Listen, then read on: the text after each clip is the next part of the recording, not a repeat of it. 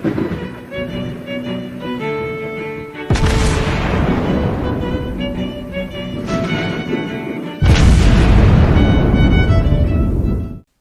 everyone, and welcome back to World of Warships Blitz with Terry. Today we'll be talking about heavy cruisers, and more specifically about a heavy cruiser role that I am quite fond of playing, and that is a role I call the assault cruiser. Now, we've talked about light cruisers and support cruiser roles in the past, but these are slightly different because the heavy cruisers tend not to have necessarily the same utility against things. They're not destroyer hunters, but they're really more jacks of all trades. They can deal with destroyers quite effectively if they need to, but they can also deal with other ships. Which tech tree lines are lending themselves to that role? Well, primarily everything that's got big punchy guns, torpedoes, and the capability of taking a little bit of damage. Not as much as a battleship, but is not quite as squishy as a scout cruiser or a very light cruiser. So we're talking about something like the German heavy cruisers, the Admiral Hipper. To a degree also the higher tiers, although the higher tiers tend to lean more towards the gun part than they say rush and torpedo part, but they can still do that. You definitely have you also have the Soviet line to a degree, with the Tallinn going at tier 8. The French cruisers, definitely the heavy cruisers, at least until the I believe the Saint-Louis, because the Henri is a different kind of beast. The Italian heavy cruisers as well. So things like the Amalfi or the Venezia. These are ships, including also the Japanese heavy cruisers to a degree, because they do have that firepower as well, although they do sort of have a bit of a slightly different role. But the one we're talking about today is a role of a multi-role ship, a jack of all trades, a ship that can a cleaner, someone to do the dirty work, someone to see where your team is having an opening and is cleaning that up and is making sure that nothing gets through. That sort of ship. And go away. No, stop that. Stop. Shoo. I'm trying to talk here. And the ship we'll be taking out in that role today is the Prinz Eugen, which is a premium hipper. This is mine. It's pretty much, it's almost the same ship, but I have got that one with the historical camo and everything, so I might as well just use her. She does get the defensive AA, but don't let that fool you. She's not an AA cruiser at all. She does have a sonar though, which is quite useful.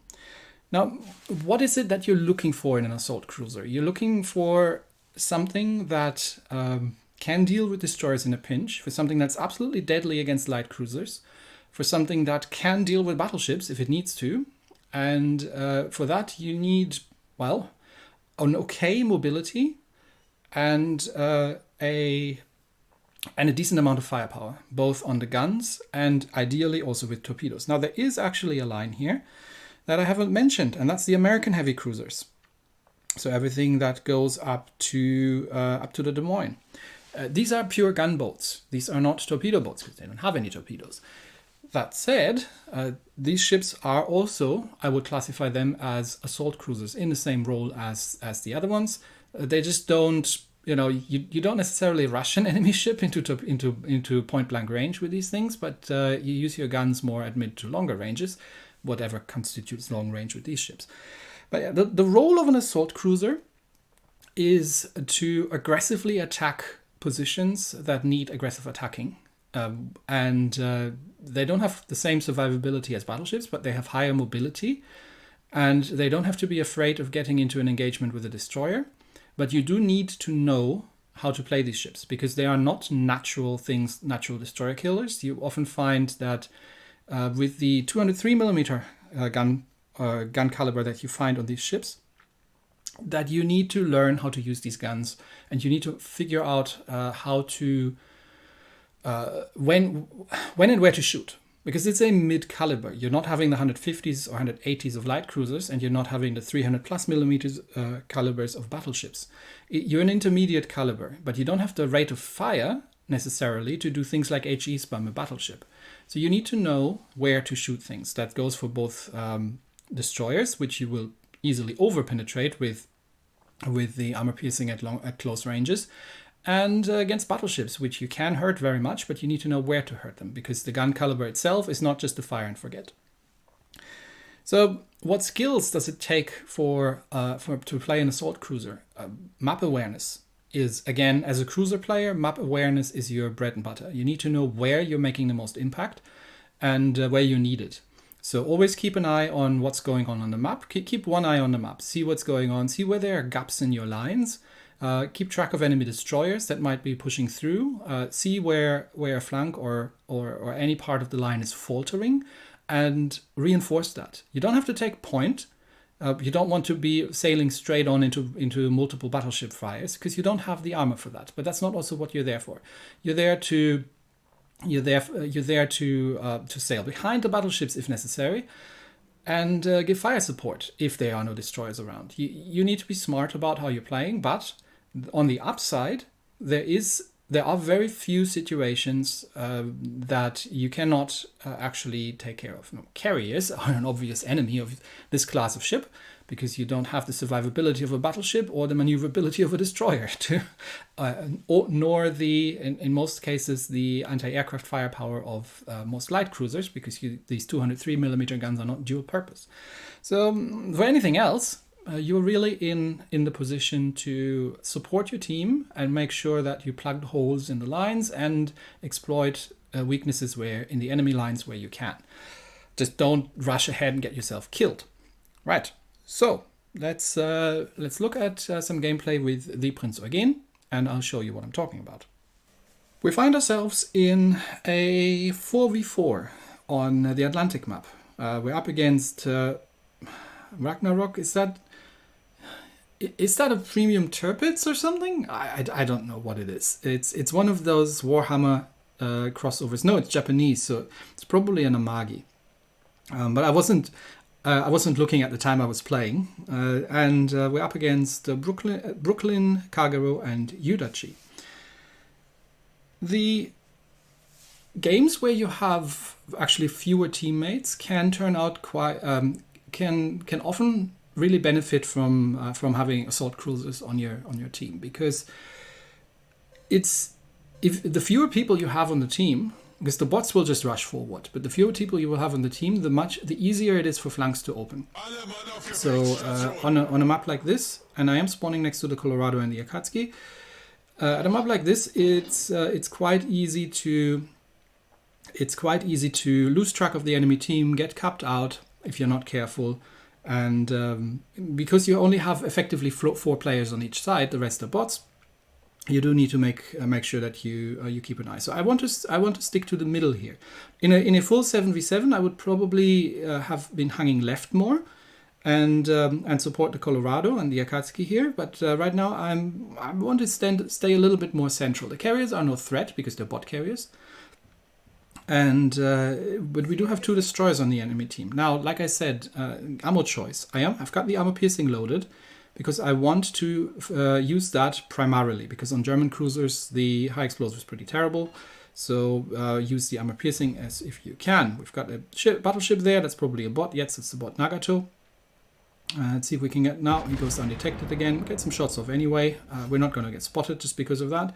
And there's no destroyer here. There's the Yudachi. Yeah. So at long range, the armor piercing against destroyers is the right choice. At extremely close range, not so much.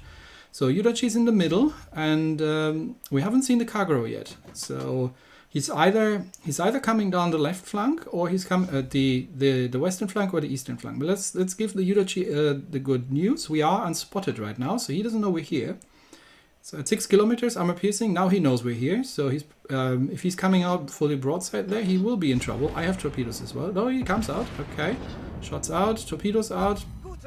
And yeah, at these ranges, I'm surprised that he comes out to fight. That is rather unexpected, and that is going to hurt you. Because at that range I don't take prisoners. Okay, so that's half the Yudachi gone. And he now probably has learned his lesson and gets into cover. Now that's a bot Nagacho, so I'm not super afraid of that. But I am too far. I am too far west here, and I need to make sure that the Yudachi doesn't get through. And I still don't know where that Kagero is. So with 3 out of 4 players engaged, and we've already lost our. Oh no, we had 2 destroyers, right? Yeah. Okay, so we've got 1 destroyer all the way on the eastern flank. They have killed the North Carolina, so that that Ragnarok thing is over there and is now having the eastern flank is going down. There's no reason for the 3 of us to hang around here where we're not doing anyone any good. We don't have any fire support, and it's just that Yudachi that's sitting there, but he can't be holding 3 of us down. So I'm orienting myself towards the middle already. Don't know exactly where he is, so I'm just dropping some torpedoes in that general direction, but find me that Yudachi, someone. I'm not going to go look for him. Oh, we spotted the Kagero just for a second there. And the team now announces, and this is important, that they're going for the Cup. So I do not want to go for the Cup. Why? Because that's an Akatsuki and a Colorado against the Yudachi, which is already on low hit points. And Yudachi has deep water torpedoes, so he can't hurt the Aka. The Aka, I can hurt him back a lot. So these 2 can deal with the Yudachi. Worst case, he kills the Colorado, but that's a full health Colorado. You don't kill a Colorado that easily, so he should be fine. But as predicted, here comes the rest of the team. So our destroyer is in a brawl somewhere there on the eastern flank, and they have noticed that the center is open. So Hydro up, full in reverse. Kagero has only dropped 1 spread of torpedoes, so he's not completely stupid. I am switching to high explosive because I am starting to over penetrate, and the Kagero is trying to rush me. He's got more torpedoes ready, so he's baiting. I'm just dropping my torpedoes. I have no intention of hitting him with torpedoes. This is just to prevent him from going where he wants to go. So he is going for the rush. I am firing high explosive, which isn't quite as effective, but I need to deal with the Kagero, and he drops another set of torpedoes, and there comes a smoke. I don't have the Hydra ready because I've used it earlier to detect his torpedoes. So I just want to open up a little bit the difference now, and he fires his guns. For a torpedo boat, he is way too close. Now that can be excused in that he wanted to rush me, which is not a terrible idea. But if I know that's coming, then you can't rush a cruiser, or he's just going to run away from you and just keep shooting at you. And at this range, Mr. Kagero, you do not want to sit broadside. So I'm using the bot carrier as a distraction, just to prevent the Ragnarok from logging onto me while I'm killing the Kagero, dodging any kinds of torpedoes that might be coming around. And that is now a very dead Kagero because he hasn't been paying attention to who he should be fearing more. And now that Ragnarok is alone. Now we are in the process of capping, and but we still be no, we're ahead on points because we just killed the Hiryu. But I need to ideally, just to make sure, prevent that Ragnarok from, because there's still 2 cruisers out there, and I don't know if we lose any more ships. We've already lost 1 destroyer, so I'm rushing the Ragnarok. Now in a cruiser, you would say rushing a battleship is not the greatest idea. But in this case you can. I am just waiting for his main guns to fire and then dropping the torpedoes on one side. He probably knows that there are torpedoes coming. There come the main guns. I've got the sonar up just in case one of the cruisers is still, and he has sonar as well. He knows the torpedoes are coming, but he's sitting there broadside on, and that is gonna hurt, but I can take that. And he cannot. So that is the very, very quick end of that battleship. And that's our cap secured. There comes the Takao. Okay, it was a bot. I wasn't quite sure if it was a bot or not, but I knew that there was something out there still that might have had torpedoes. But yeah, it's the Takao. Our cap is safe. Even our carrier has survived. We've taken down both the Kagero and an almost full health battleship.